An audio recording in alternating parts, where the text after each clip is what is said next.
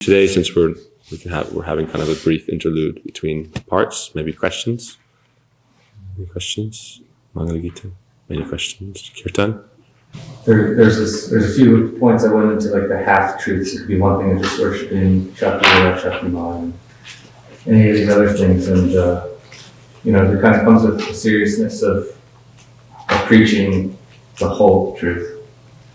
And I guess to nail it down, where I was following the line that says from TM, they use the word wholeness a lot, is what we're experiencing, is the wholeness. But is that still using the word wholeness, is that still lacking something?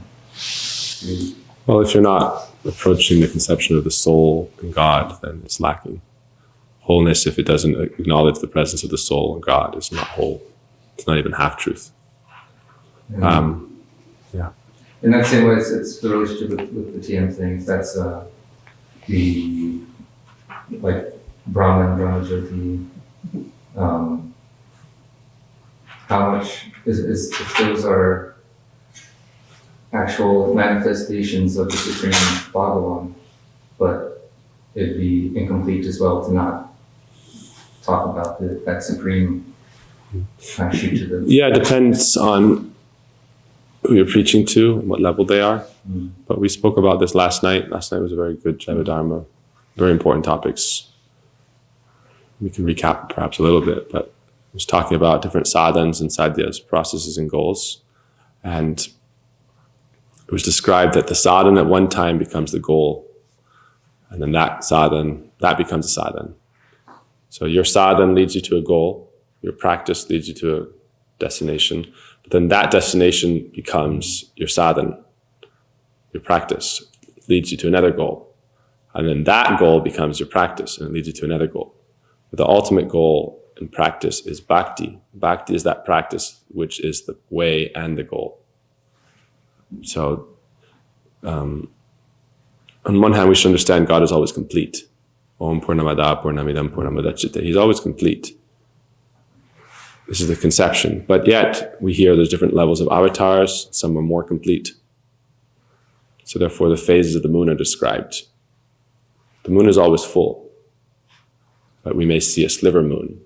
Our perception is limiting our understanding of the wholeness of the moon. It's not that the moon all of a sudden got eaten and only a slice is left. So it's always whole. But what we're presenting is the complete whole. Right? The complete picture. And then within that complete picture, you can understand, like basically that's why our core scriptures are Srimad Bhagavatam, Bhagavad Gita. Srimad Bhagavatam is presenting the complete whole. Some other Puranas or Upanishads give you a phase.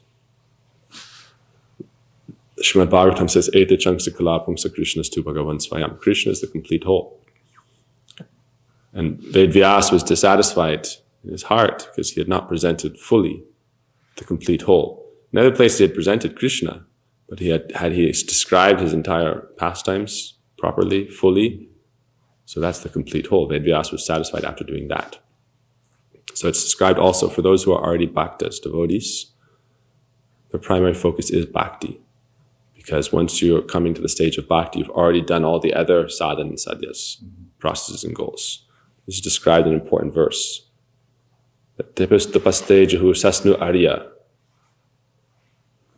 Someone who is inclined to direct devotional loving engagement, bhakti,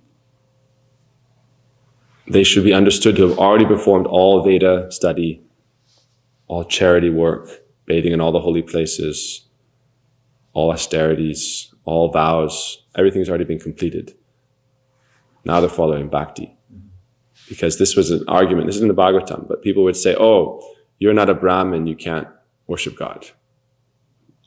How are people doing archan who are not Brahmins? It's not bona fide. You're worshiping the deity, you're not born as a Brahmin. How is it bona fide? But it's described in Sastra that, no, if you have that inclination, means you've already done all these past activities. So you've already come to a very high stage. Now why you don't think you need to go back and retrace all your steps. We're focused on this life and this time. But in past lives, all these things have been done. So you've come to the highest sadhan and the highest goal. Bhakti is described to be the way and the goal because the things we perform in the stage of practice also become the destination. When we chant the Lord's names with love, in spiritual abode, we also chant the Lord's names with love. When we hear about him, we also hear about him there. The gopis sit and discuss Krishna Lila. The gopis have Harikatha. Right? And every morning, evening, Krishna sits with his family and hears their pastimes. So Shravan, hearing, is described to be Swarup Siddha Bhakti, eternally perfect Bhakti. Right? Then you have Smaranam, remembering Krishna.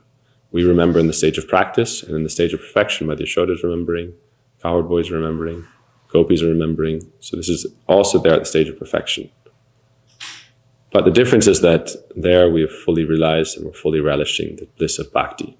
It's not that Bhakti isn't blissful in any stage, but we are covered by our impediments and obstacles, our anarthas, and we don't have taste, ruchi, therefore it seems bitter even though it's sugar candy. Even though Krishna is the sweetest of the sweet, the taste of Krishna for us is like bitter.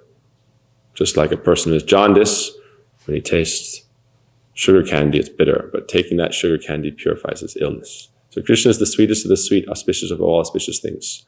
But yet, to relish that, understand it, we have to progress. But the sadhana and the sadhya are still similar.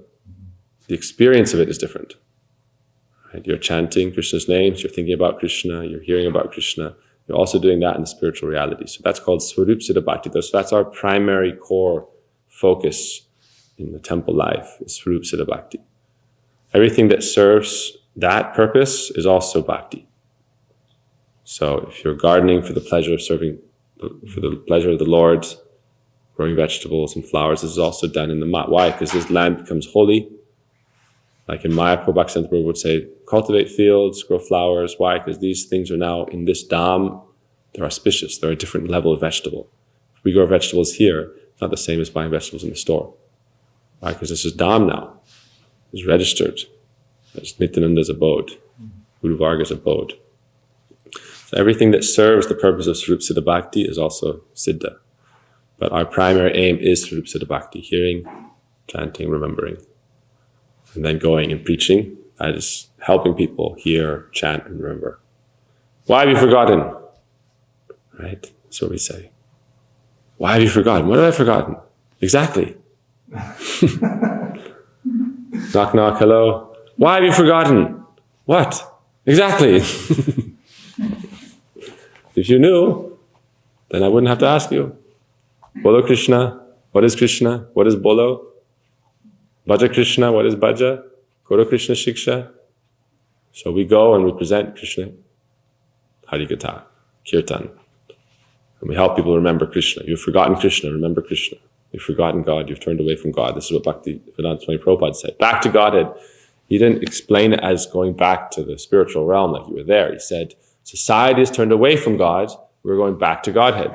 He started the Back to Godhead magazine based on this. It was a Christian scholar, and he wrote in this article that society has turned away from God.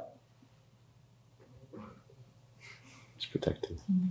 Society had turned away from God, so he said it's time for us to go back to Godhead. So why have you forgotten? Go back.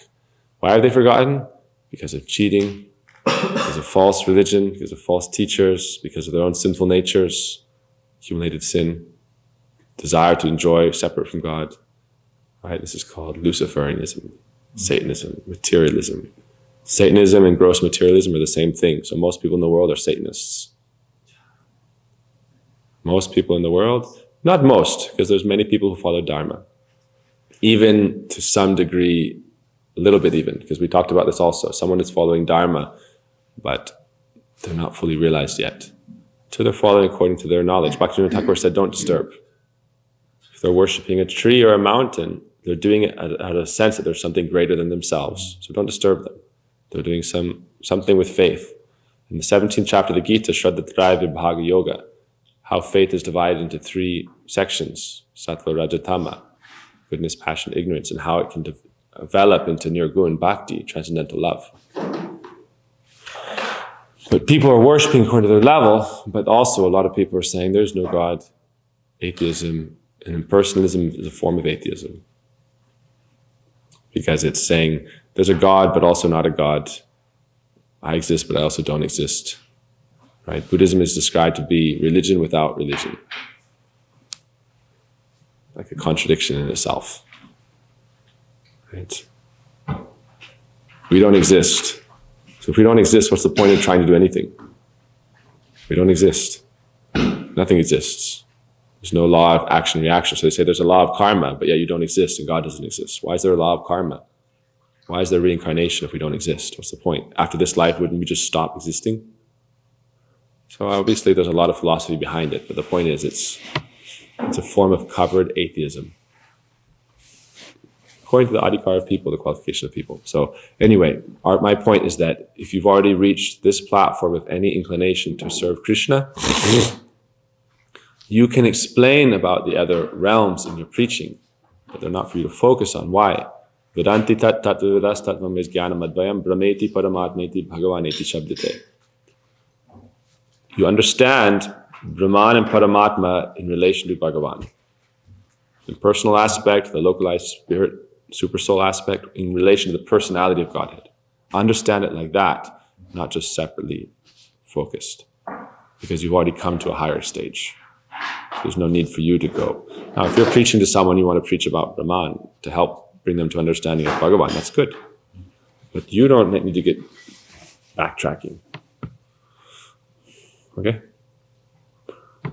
Anything else? Follow up? You kind of hit one with some Nirgun and the Shuddha Sattva. Is that just like a machination to describe the qualityless, undescribable Nirgun thing? You give it Many places in the Upanishads, they teach that he who walks without legs, who talks without mouth, it means, Nirgun means not material. No gunas. That means no material qualities. Krishna says in the Gita, Prakriti kriyamani gunai karmani sarvasa. All the gunas are doing all activities in this world, and we're just trapped in the machine of material nature. Hankara vimudatma. I am very proud, therefore I think I am the doer. When everything is just being done by the modes of nature, I am being pulled. I have some tamagun, therefore I'm doing tamasic activities. I have some rajagun, therefore I'm doing rajasic activities. Sattvagun, sattvic activities. So it's not me, the doer, it's the gunas pulling me. So Krishna is nirgun, means he's beyond material qualities, and he's not pulled by these things. He is actually the agent, not the controlled. Right? He is the operator and the controller, not operated or controlled. Ishvara Parama Krishna, the supreme controller of all controllers. All the spiritual world too, though? I guess that's all expansion. Immaterial. Even Yoga Maya ultimately is under his control. He's engaging her, and she's engaged according to his desire. That's God. God means one without a second. Advaya Gyan Padatattva. So, Nirgun means he's not controlled by anyone or anything. Ishvara Parama Krishna. He's controlled by love only to the degree that he wants to be, because it's very blissful. So he's controlled by the love of Madhya Yashoda sometimes, by the love of Srimati Radhika. But this isn't control also, because you wouldn't say if you love someone, you control them. Right? If you have a loving relationship with someone and they ask you to do something, it's not that they control you, it's that you love them and therefore you're serving. It's not like you're under control. But therefore the Lord is described to be nirgun. And he's also a doksaj, means beyond any material conception of material qualities. Achyuta, infallible, beyond comprehension. Yang Sham Sundaram Achintya Guna Swarupam. That Krishna is Achintya Guna Swarupam. His form is inconceivable. How is it that he can be all encompassing while also in a medium-sized, beautiful form? Right? Shama Sundaram Achintya Guna Swarupam. But Santa Sadaiva Hridayeshu Vilokayanti, those who are sages, who love him, Premanjana Churita Bhakti Vilochanena, they see him with the eyes of love and devotion. Always. So by taking shelter of those sages, then we can also perceive Krishna, who otherwise is inconceivable. So therefore we say, Krishna Bhakti Janma Mul Hoy Sadhu Sangha. The root cause of the awakening of Krishna Bhakti is association with saintly persons. We may have some dormant quality innate in the soul that is the quality of ananda or love, satchit ananda. the bliss-seeking quality, which is based on the desire to have loving relationship with something higher, right? The part attracted to the whole. So we have that quality that we are the part naturally attracted to the whole. But because we have become covered over by anartas, Swarup-Brahm, Asatrishna, Hridaya-Durbalya, weakness of heart, material thirsts, mistaken identity, and so many obstacles in anartas. Like iron covered with rust is no longer attracted to a magnet. But when the rust is removed, again, our attraction is awakened. So therefore, it's described to be our dormant love of God being awakened. Yet, how do we remove that rust? Sadhu Sangha, Sadhu Sangha, Sadhu Sastre Koi, Lava Mantra, Sadhu Sangha, Sadhu Siddhi Hoi. By association with devotees, by proximity with devotees, it's described that iron is heated up, and the rust is removed, all the impurities are removed, and then that's why it's described, Sadhu Sangha, in these verses of Guru Tattva, it's described that Guru is like an alchemist, changing a lower metal into gold, right? Bringing out your golden qualities and removing all impurities. That means Swarup, giving you your Swarup. That's upon its completion. Otherwise we say, oh Guru, Mukund karoti vachalam, I was dumb and now I can speak very nicely. Pangum langayate gidim, I was lame but now I can cross over mountains. Oh, Jai Shri Gurudev. This is a good prayer, but we shouldn't think of this, oh, I was dumb, now I can speak eloquently, and I was lame, and now I can cross over mountains. No, Guru is an alchemist. He's turning me into my spiritual identity. He's awakening that means, it's the verse, Yata kanchanatam nati. I was like dull iron, and Guru transforms us into gold. That means it gives you Swarup Siddhi, your spiritual identity and your soul body, your soul relationship, your soul name, your soul activities, your soul belonging, your soul home. Then this is Guru. We are not this body. What is your body? So oftentimes we're stuck and trapped in a material understanding of life. I am this body and this is my reality. But I said, this so-called body of yours and this name you have will all fade into dust, right? And no one will even remember it happened ever. And the people who could even remember it won't be remembered. The people who would remember your name themselves will never be remembered. So what's it matter even if they remember you? Because they're also going to die and fade away into dust. And their headstones are going to fade away and crumble and be replaced. So it's all Maya, it's all illusion. Because it's temporary, it's all illusory. That's what's said in the first verse of the Bhagavatam. Right? Trisargo Mrisha. Changes of the creation, birth, death, maintenance, destruction, all these things. Creation, maintenance, destruction. These are all illusory because they're so temporary. And the soul is eternal. Krishna says, Nasato vidyate bhavo, the soul is eternal. That which is temporary, it's not the soul. Nasato vidyate bhavo, na bhava vidyate sata. Param Gurudev loved this verse. It's one of his favorite verses. That which is temporary can never be eternal. That which is eternal is never temporary. So you are eternal soul. Why are you trapped in a temporary material situation? Because of your bewilderment and moha. Moha isn't illusion. Moha is attachment in illusion. Right? That's moha. So if you want liberation, it's not just being freed of illusion. It's freeing yourself from attachment. Therefore they say, Santa evaisa chindanti. The sadhu cuts our attachment with their words. Like a sword. Chindanti. This is the service of a sadhu. There's a story of a king who said, what is Maya? And none of his ministers gave him a satisfactory answer. They gave him a long-winded answer. He said, that's too complicated. I'm a simple person. Give me a simple, straightforward answer. What is Maya? No one could answer.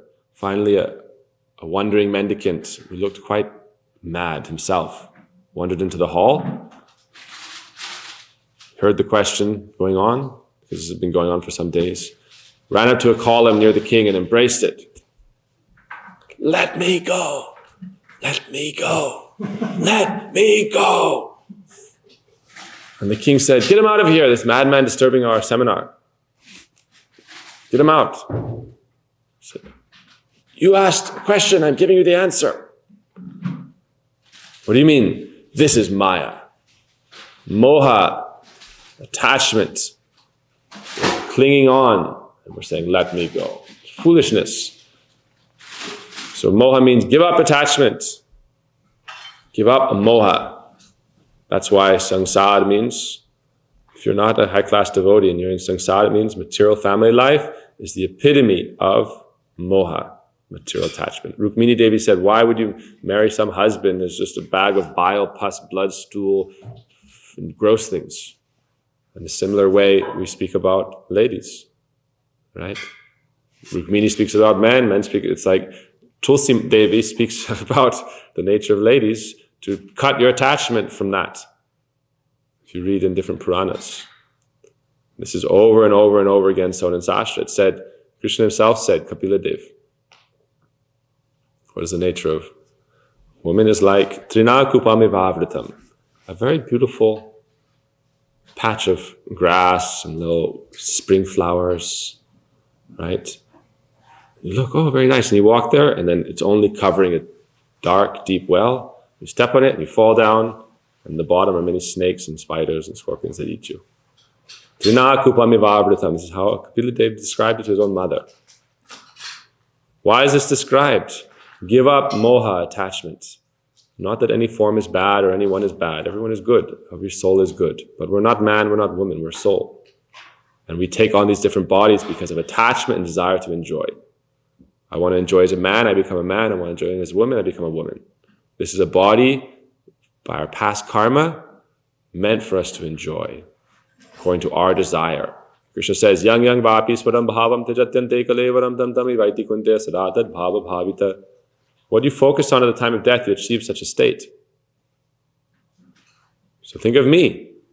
You'll come to me. Yanti mad yajinopi mam. Think of me. Come to my eternal abode. Yad gatva nanivartante tadhama paramam bhama. Upon coming to my abode, you'll never return to this miserable material existence. So this is what we're teaching, right? Give up this petty attachment, Krishna told Arjuna. Give up this petty weakness. Tyaktva hriday durbhalyam.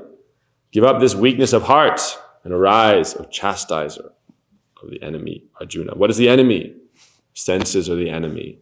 Mind is the enemy. Attachment is the enemy. Lust, anger, greed, madness, illusion, these are the enemies. So give them up. How? Therefore, Raghunath Das Goswami says, call out to the great generals of devotion. Asat chesta kasta pradavikata. I want to give them up. Lust, anger, greed, madness, illusion. I want to give it up. But they are like dacoits in the road of spiritual life. As I'm going along, they grab me. We think, oh, I am lusty. I am angry. I am mad. I am greedy. No. The soul is pure. But as we're going along the journey of life, these things attack us. By bad association, by bad environment, by our own bad impressions, they attack us. And they put a rope around our neck, and they start dragging us towards hell. So what do you do in that situation? By your own strength, if you're a band of dacoits attacks you on the road, and you're alone, 6 of them, ferocious dacoits, they're dragging you to punish you. What do? Call out, Ha Rupa, Ha Sanatan, Ha Jiva, Ha Gopal Bhatta, Ha Gurudev, O Srila Gurudev, O Srila Prabhupada, O Param Gurudev, O Srila Bhaktivedanta Prabhupada, O Bhaktivinoda Thakur, please help me. And at once that they will come and deliver you. And this is how it's described. So in this way, we will never be coming under any bewilderment. Arjuna became bewildered because he was independent. Oh, Krishna, take me to the center of the battlefield. I will survey everything. Instead of looking at you, I will look at Maya. And immediately, Maya leads to moha. Oh, my cousins, my uncles, my friends, my teachers, I'll have to fight them? Why was he looking at everyone else? Why not looking at Krishna? Krishna was already there as his charioteer. So then moha came. So the main thing is, before we even teach, we have to be on solid ground.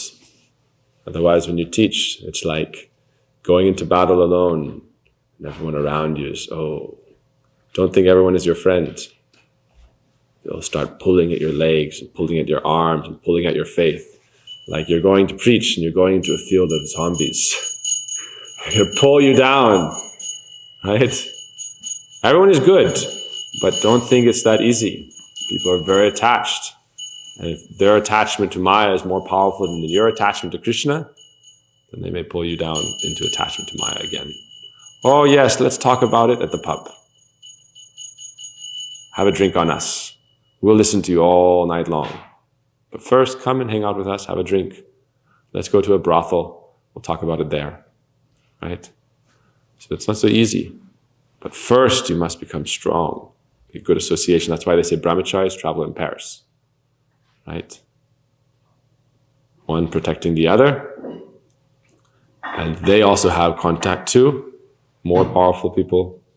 And that's why they're described to always be open with their guardians. Any problem, any doubt, any suffering, any pain, any attachment, release it. How do you release it? Atmanivedan tuva padakori hoinu paramasuki dukkha dure gelo chintanaro hilo chodike ananda deki. When you actually surrender your heart, Atmanivedan, to Guru and Vaishnav, then Atmanivedan, surrender of the heart, means I accept you as my shelter, as my beloved, as my guardian, as my protector. Tua pada kori hoinu paramasuka, I become supremely happy. Dukkha dure gelo, all suffering goes away. What does that mean? All mental suffering. There's physical suffering, but that's not so. That comes and goes like winter and summer. Pain, ailments, karma. But mental anguish is much more difficult. Depression, disturbance. But chintanara hilo, I have nothing to worry about anymore because I've already given my heart.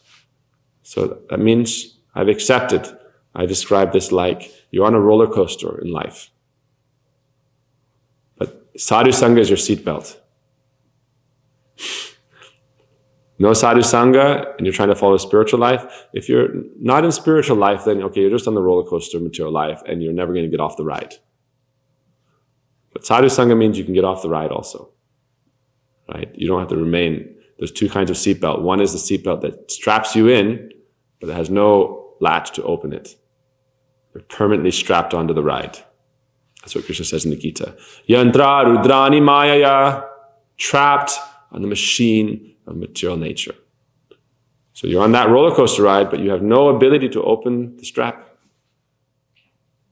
But sadhu sangha means, anyhow, okay, now sadhu sangha, they open the seatbelt of Maya, not the seatbelt, the chains. They take off the chains. But then if you don't continue in sadhu sangha, that means you have no seatbelt. That means when you're going over the bumps and drops, you just fly out, break your bones and break your head. So sadhu sangha is your protection. Sadhu sangha, sarva sastra koi, lava matra sadhu sangha, sarva siddhi hoy. Sadhu sangha. Until the stage of perfection, sadhu sangha, sadhu sangha. After the stage of perfection, sadhu sangha, sadhu sangha, sadhu sangha. Once you achieve perfection, what do you want to do? Be in sadhu sangha. Right? Either with the sakhas, with the gopis, with Madhushoda, with Nanda Baba, with the rishis. Bolyanta parasparam katayantaschaman nityam tushanti chara manti cha. Saintly people like to be with saintly people. Swans like to be with swans. So that's why I said Atmaramash Chamunayo. Even after liberation, you relish hearing these transcendental topics. That's why Nigama Kalpataru Galitam Philam Sukha Mukharam Rita Dharvasamidam Piva Tabhagavatam Rasamala Muhur Aho Rasikabu Vibhavaka. Those who are Bhavuk Bhaktas, pure devotees, they also relish hearing Harikatha in saintly association. This is their lifeblood, their life force and energy, because the path and the goal become one in bhakti. So for us, we should understand this makes us very strong. We can preach all these things. We also have to be on solid ground. Otherwise, until we're very solid, we risk again being dragged down to material energy. So Prabhupada always says this, 1,000 times he said it: learn how to swim, then save those who are drowning. We were talking about this before. People said, "Oh, Rasik, why aren't you preaching? I just joined the mud after 2 years. Go out and go here and there and here and there and here and there." But Vaishnava said, look at the turnover rate. 1, 2, 3 years and they're gone, and you never hear of them again. He said, Gurudev will be most happy if you stay and become strong. Once you're strong, you can go and do anything. Go anywhere. Right? So now I'm here, but this has been how long? 15 years in Sadhu Sangha. It's very, very, very strict. Hey, why'd you go for a walk without asking permission? Who was there with you? Back in the day in Keshaji Gaudiya Math, brahmacharis weren't allowed to go on the basement floor where the dharmashala was, nor the roof. They were allowed to go on bhiksha with partners, another brahmachari, another monk, But if they went on the roof and chanted, then they're looking everywhere, Maya, Maya, Maya, Maya, Maya. Look at everyone happily going shopping, doing this, doing that. And the basement floor, the Dharmashal, many family members, oh, very nice, very fun, very sweet. No, stay in this loka. What is that loka? Gurudev's room, Thakurji's room, Vaishnava's room. This one loka. Stay in that loka. Not Swarga loka, not Patal loka. Bhu loka. Stay in Bhu loka with sadhu sangha. Then you can become. So here we're very fortunate. You look outside, where's the Maya? It's all just ice. Ice. Ice. Doom, doom, doom, doom, doom, doom. It's ice everywhere. Okay? So we're fortunate. But oh, look at the beautiful deer. I'll adopt this one. Every day, every time I say, oh dear, come and have some rice and some milk. Today, let me pet it. Tomorrow, I'll bring it into my bedroom and we can talk and play. No dear. Krishna is dear. Guru is dear. Vaishnava is dear. Okay? Follow I up? just want to connect, like, say, just serving a loving service to this theater could be even software or something, but it's when we say transcendental loving service, that transcendental is the key thing that makes it like the Shuddha Sattva, the pure, because it's not mixed with material stuff. You could have mundane loving service, but That's why it's important. Everything we do should have an internal stability. Like we do our house programs, very nice, very sweet, building relationships with devotees. But our love is for Krishna. We have friendship with devotees, and those who are also, we have mercy. It means those who are not on our level, we show mercy. Those who are on our level, we have friendship. But really, we should have most friendship with those who are higher than us. That's Madhyam Vaishnav. Madhyam Vaishnav means my friendship is with my higher Vaishnavas. And my compassion is for everyone else. Because otherwise, you become like those you associate with. Association means attachment of the heart, not physical proximity. But when you're not very strong, your physical proximity leads to attachment, right? Out of sight, out of mind. So I'm a brahmachari, I'm always going to hang out with lovely, lovely family members, lovely, lovely. Then what will happen is risks leading to attachment. But this is also our service. Bhakti ache namahatta jivera karan. Namahatta is important seva. But prema for Krishna, love for Krishna, friendship with sadhus. Kanishta level, friendship with each other is good. Respect for each other is good. And this is also all important why our mood is, our society is like we were talking about with Gopal Mataji. We're building community. Our mission is to build spiritual community. So how do we do that? By building spiritual community. How do we do that? By having a mission. What is our mission? To build spiritual community. Right? So this is our service. So it's a family-oriented style, family-oriented, but spiritual family orientation. Right? Not blood family. That Krishna is at the center and the core, always. And as soon as it deviates from that too far, oh, that was a nice program, now let's go watch the latest movie. Right? Then now we're deviating from Krishna consciousness. Okay, for kanishtas and for friendship, that's also it can be a service, but not for brahmacharis and tyagis. Right? We stay in the line of Krishna consciousness. Then we build community, and that's important. But it's a very subtle thing. But sadhu sangha, I know, because I've been with Vaishnavas a long time. How they're so confident in their practice and their love that they can laugh and joke and have a great time. All the time. We're always happy. So there's nothing wrong with that. But we're trying to build community here. We want to continue that, but also sadhu sangha, very strict. Okay, so I don't want to go, we've been going late. But Shuddha Sattva, the point is that how are you going to get to that platform of Shuddha Sattva? You're on the material platform. We're seeing the material world. Our eyes are seeing the world. Our hands are touching this world. Our feet are walking in this world. Our heart is attached to this world, attached to the things of this world. We are attached to our body, even though we say we're not. If we were to hear that I have some horrible disease and I'm going to die in 6 months, are we going to be completely aloof? Oh, no problem. I'll get a new body. Hopefully it'll be a better one. I'll think of Krishna. I'm very lucky. I know when I'm going to die. Parikshit Maharaj knew he was going to die in 7 days. He was like, yes, fantastic. Now I can be focused on God. I can give up everything. So this is great. Oh, I'm going to die in a month. Fantastic. I'm so excited. This useless material body can be given up. Haribo, celebrate. And everyone, we do a party. All right. Oh, you heard Sikh Maharaj has 1 month to live. Death Day. Death Day is coming. Okay, let's have a celebration. Let's have a party, invite all our friends and to kirtan. And then like smiling and waving. Bye. Hope you guys get to die soon too. Why? Because I'm thinking of Krishna and getting rid of this stupid material body. Right? Krishna, Krishna, Krishna, Krishna, Krishna, Krishna, Krishna, Krishna. So we're bound by material attachment. Therefore, sadhu sangha, make friendship and associate with devotees who are on a slightly higher level than you, who are affectionate towards you, who are giving you shelter, and who are helping you develop. That is sadhu sangha. Not your level. Your level also, and a little higher. Affectionate, similar mood, and shelter. You're giving that, then you'll gradually raise up naturally. So that's how you come to the Suddha stage. I can't jump to Suddha because I'm bound by attachment to this world. I'm bound by attachment to my body. I am, even though intellectually I may say I'm not, by my actual, full, body, heart, mind, cellular, molecular level. I'm attached. Physically, mentally, subconsciously, consciously, id, super id, ego, all of it, I'm attached.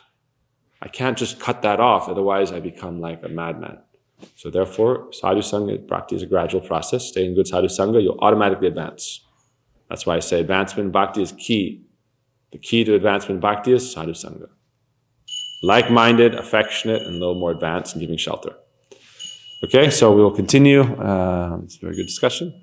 We can do, if we come early on time, we can do a little verse. Jai Gaur Premanandi, Hari Hari Bo.